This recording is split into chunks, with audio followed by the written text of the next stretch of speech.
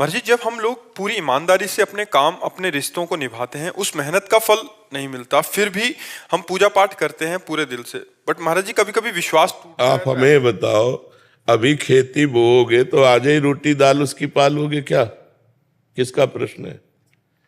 अभी खेती बोओगे, गेहूं बोओगे तो आज ही रोटी बना लोगे क्या उसकी? कितनी पूजा पाठ करते हो, कितना जप करते हो, कितना ध्यान करते हो, लेकिन पीछे जन्मों के जो किए हुए पाप कर्म है उनका जो बनकर प्रारब्ध है उसको कौन भोगेगा? पीछे की फसल अभी खाओ और अभी की फसल आगे मिलेगी। संत महात्माओं की तुलना में तुम कितना भजन करते हो? तुम्हारे पास तो और भी कर्तव्य कर्म है, और भी व्यवहार है। हमारे पास तो एक ही कर्तव्य कर्म है, केवल भजन।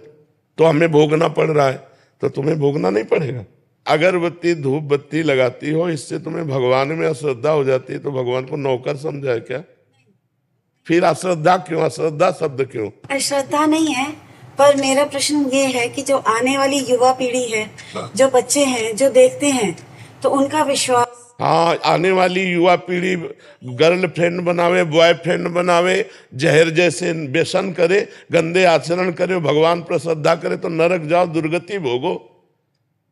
अगरबत्ती लगाने से हमारा प्रारब्ध बदल जाएगा? इतनी बड़ी तपस्या है, पाप किए हो तूफान जैसा, पहाड़ जैसा, और अगरबत्ती के धुआं से पहाड़ उड़ाना चाहती, उड़ जाएगा क्या? पाप करते समय सोचते हैं भ्रूण हत्या, गर्भ हत्या, बलात्कार, चोरी चोरी, नाना प्रकार के पाप करोगे, जब वो फलीभूत होंगे तब श्रद्धा करो भगवान पे, अश्रद्धा करो, भोगना पड़ेगा तुम्हें। अगरबत्ती लगाओ चाहे धूप बत्ती लगाओ, अवश्य में भोक्तव्यम कृतम कर्म शुभाशुभम। समझ में आ रहा है ना? यह इतना भजन करो कि अपने प्रारब्ध को विध्वंस कर दो, तब देखो। अरे 2-4 माला घुमा लिए, अगरबत्ती लगा, धूप बत्ती है, भगवान को धूप बत्ती चाहिए, भगवान को अगरबत्ती चाहिए, तुम्हारे अच्छे आचरण होने चाहिए। वर्तमान में अच्छे आचरण नहीं है। ईमानदारी से बोलो, जितने लोग बैठे हो, इस जन्म में अगर तुमको न्यायाधीश तुम्हारे कर्मों का आचरण का बना दिया जाए तो तुम कितना अपने को दंड दे सकते हो? खुद न्यायाधीश बन के देखो तुमने कितनी गलतियां की है और क्या दंड तुम्हें मिला? कुछ नहीं। भगवान की कृपालुता की तरफ देखते हो? नहीं देखते हो। अनंत जन्मों से मनमानी आचरण करते लोग चले आ रहे हैं। अब जब उनका फल आता है, अब इस जन्म में 2-4 अगरबत्ती लगा दी और हमें भगवान पर श्रद्धा हो रही। नौजवानों रास्ता इसी बात का ना, डिप्रेशन में गए, कर ली, ये कर लिया, वो कर लिया, यही परिणाम है। अश्रद्धा का परिणाम यही है। तुम अपने आचरणों को न देखो, भगवान को देखो। तुम चाहो कि हमें खूब पाप कर्म करे और इसके बाद जो है हमें भगवान आकर गले लगा लें, ऐसा होगा क्या? महाराज जी, ये प्रश्न इन्हीं का नहीं है। ये क्या आजकल क्या हो गया महाराज जी, अनुष्ठान नाम जप और कोई भी साधना नहीं है, बट जैसे मंदिर गए, मेरा पास हो जाओ हे प्रभु, हम पास हो जाऊं, पास नहीं हुए तो भगवान ने पास नहीं किया। हाँ, पढ़ाई मत करो भगवान पास कर दे। मैंने मांगा कि मेरा बच्चा ठीक हो जाए, ठीक नहीं हुआ तो अश्रद्धा हो गई भगवान से। क्या फर्क पड़ता है? आकाश के ऊपर थूको, कोई फर्क पड़ता है क्या? तुम्हारे मुंह पे छिट्टियां पड़ेगी आके, भगवान आकाश के समान महान है, उनको क्या फर्क पड़ता? उन्होंने देखो, उन्होंने आपको खेती दे दी, आपको बीज दे दिया, अब आप जो बोओगे वो आपको काटना होगा। आपने पसंद किया बम्बूल, तो बम्बूल जगेगा उसमें बोया जो आपने। दाक्षुआरा बोओगे तो दाक्षुआरा बोते हो, बम्बूल चाहते हो दाक्षुआरा, ये कैसे मिलेगा? विचार करके देखो। करते हो गंदे आचरण, चाहते हो उत्तम फल। हर कार्य की सफलता उत्तम आचरण से होती है, ध्यान रखना। अगर आपका पूर्व प्रारब्ध बिगड़ा हुआ है, इस समय उत्तम आचरण करने पर भी आपकी हार होगी, क्योंकि वो पूर्व का पाप आपको परास्त करेगा। अगर पूर्व का पुण्य साथ दे रहा है तो इस समय गंदा आचरण करने पर भी आपकी विजय होगी, क्योंकि गंदा आचरण वर्तमान में दंड नहीं देगा, ये आगे चलकर आपको दंड देगा। अच्छा आचरण आपको वर्तमान में सुख नहीं देगा, ये आगे चलकर सुख देगा। वर्तमान में आपका प्रारब्ध आपको दुख सुख देगा। मनुष्य जन्म दुख सुख भोगते हुए अच्छा कर्म करने के लिए मिला है। हमें यहाँ भगवान से किसी भी तरह की श्रद्धा और अश्रद्धा का विषय नहीं लाना चाहिए। हाँ, श्रद्धा का विषय यह है कि ऐसी परिस्थितियों में भी भगवान हम टूटे नहीं, हम आपके कृपा बल से इन दुख सुख को सहते हुए सही आचरण से चले। जैसे पांडवों का राज्य छिन गया, यहाँ तक कि पत्नी भी दांव में लग गई, लेकिन वो धर्म से च्युत नहीं हुए। 12 वर्ष का वनवास, 1 वर्ष का अज्ञातवास, लेकिन धर्म से च्युत नहीं हुए। ये भगवान की कृपा। उन्होंने कभी भगवान को नहीं कोसा, हम लोगों की क्या आराधना है, बेमतलब भगवान पर श्रद्धा श्रद्धा की बातें करते रहते हैं। भगवान क्या है, महान है, वो एक महान पावर है। आप अब देखो, बिजली को गाली दो, कनेक्शन सही हो ना, आपके बोर्ड में बिजली आ रही है, आपने 2 तार ऐसे लगाए और वो कनेक्शन सही नहीं हुआ, अब ऑन ऑफ करते रहो, बल्ब सही है, तार भी सही है, प्लग भी सही है, बोर्ड में बिजली है, लेकिन वो ऑन नहीं होगी, जलेगी नहीं। क्यों? कनेक्शन सही नहीं। वो पावर है, परमात्मा पावर है, उससे सही कनेक्शन करो, सही आचरणों के द्वारा, पवित्र भोजन, पवित्र आचरण, पवित्र विचार, पवित्र नाम जप करते हुए, तो देखो आपके अंदर पावर आ जाएगा। बड़े से बड़े दुख को मुस्कुराकर सहोगे और जय बोलोगे, अश्रद्धा नहीं होगी, जय बोलोगे। देखो ठाकुर हरिदास जी चैतन्य महाप्रभु के परिकर में हरे कृष्ण 3 लाख नाम जप करते हैं। यवन बादशाह को काजियों ने भर दिया तो उनको बंदी बना लिया गया और कहा गया कि आप यवन कुल में जन्मे हो, तो उनको सजा दी गई 22 बाजारों में कोड़े मार मार करके उनको मृत्यु दंड।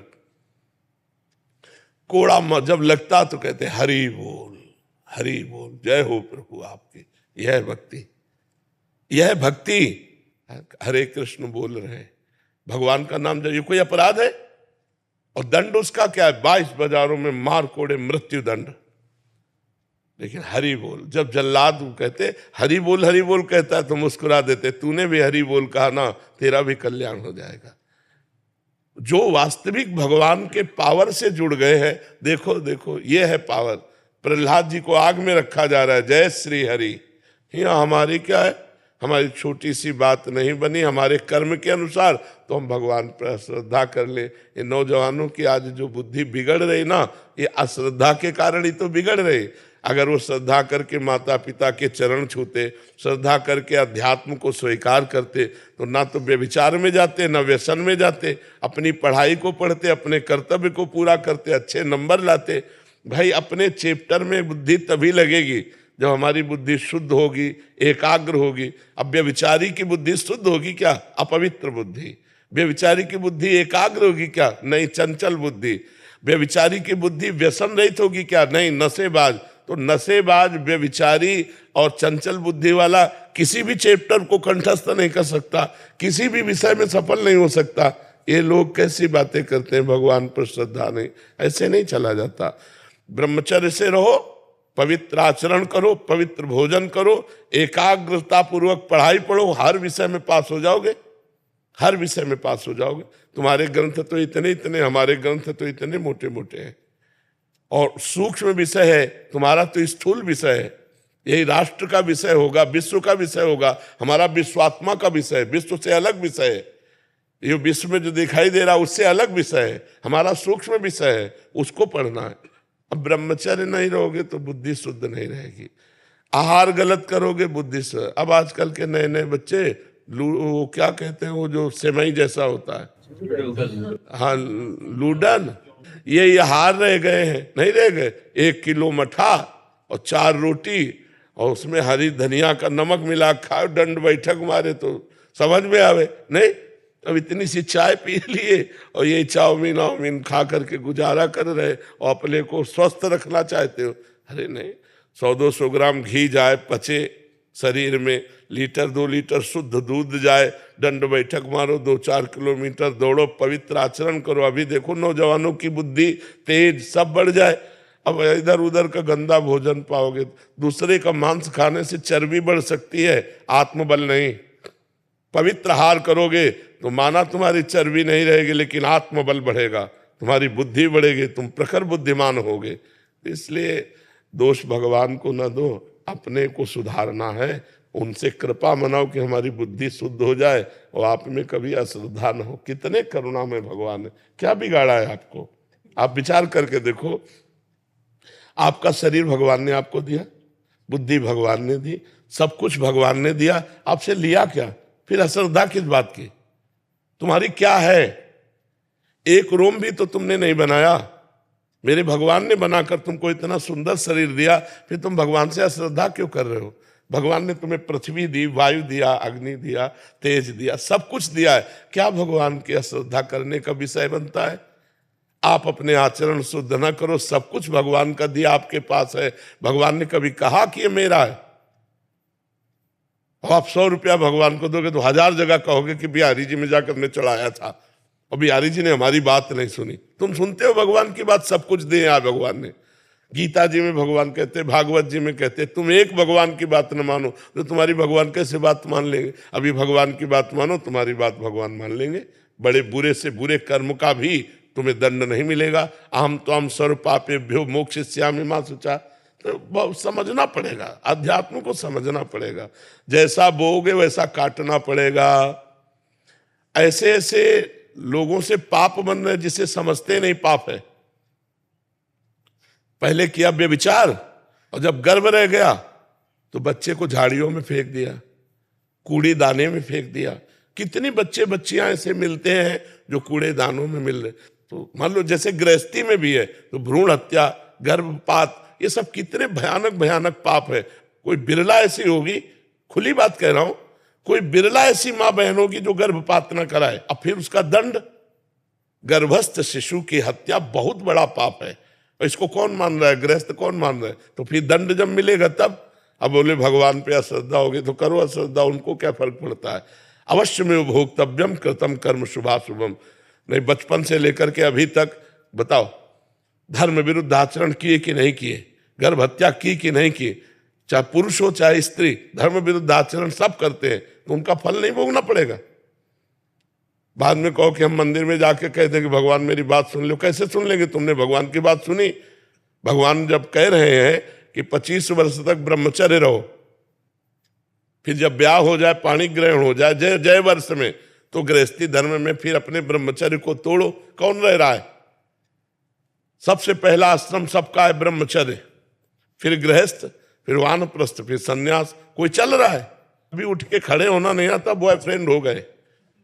हाँ, उठ के खड़े होना नहीं आता, बॉयफ्रेंड हो गए, गर्लफ्रेंड हो गए। अब ये बच्चे बर्बाद हो जाएंगे कि नहीं हो जाएंगे? जिनका उद्देश्य ही अभी पक्का नहीं बन पाया, पढ़ाई लिखाई में जहां माइंड लगना चाहिए वहां गंदी बातों में माइंड लग गया। अब कैसे? अब इसके बाद कहो हे भगवान, हे दुर्गा देवी, हे भैरव बाबा। तो फिर अब इसमें कोई सुनने वाला नहीं। तुमने सुना नहीं तो फिर वो तुम्हारी नहीं सुनेंगे। 1 किलो लड्डू भी चढ़ाएंगे, वो भी गए। तो अनंत ब्रह्मांडों को भगवान भोजन दे रहे, पशु पक्षी सबको भगवान दे रहे। यार तुम उनको 1-2 किलो लड्डू से फुसलाना चाहते। महाराज जी ऐसे ही हो गया है आज। देखो, एक चुल्लू पानी में वो फुसल जाने वाले हैं, एक तुलसी दल में फुसल जाने वाले हैं, पर ईमानदार के हाथ से। बेईमान के हाथ से करोड़ों का भोग लगा गया। दुर्योधन ने महल में करोड़ों की भोग की व्यवस्था अरबों की थी, भगवान देखा भी नहीं। और विदुरानी के हाथ के केले के छिलके पाए जाके तुरंत, घंटा 2 घंटा नहीं, वहां से हटने के बाद सीधे विदुरानी के घर गए। दुर्योधन से कहा मुझे भूख नहीं है, और वहां जाके कहा भूख लगी लाओ।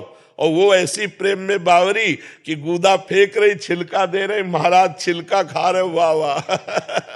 देखो, ये अखिल कोटि ब्रह्मांडों का मालिक है, अरबों का भोग व्यवस्था किए दुर्योधन, भगवान ने देखा भी नहीं। और विदुरानी के हाथ के छिलके पा रहे हैं। कैसे? वो तो चुल्लू भर जल में रीझ जाने। पत्रम पुष्पम फलम तोयम ये में भक्ता प्रेक्षति। भगवान को यार वैभव चाहिए, सारा वैभव तो उन्हीं का है। सोने की खान, चांदी की खान, सब पृथ्वी में उन्हीं का है। उनको 100-200 ग्राम सोना या 100-200 ग्राम लड्डू पेड़ा इससे रिझाया जा सकता है क्या? वो हमारे पिता, हमारे स्वामी, हमारे मालिक है। उनको हम क्या रिझा सकते हैं? हम तो अधिकार पूर्वक कह सकते हैं कि आपको ये काम बनाना होगा। कब? जब हम उनकी आज्ञा पे चलेंगे। जैसे अपने आप पापा की 10 बात मानते हो,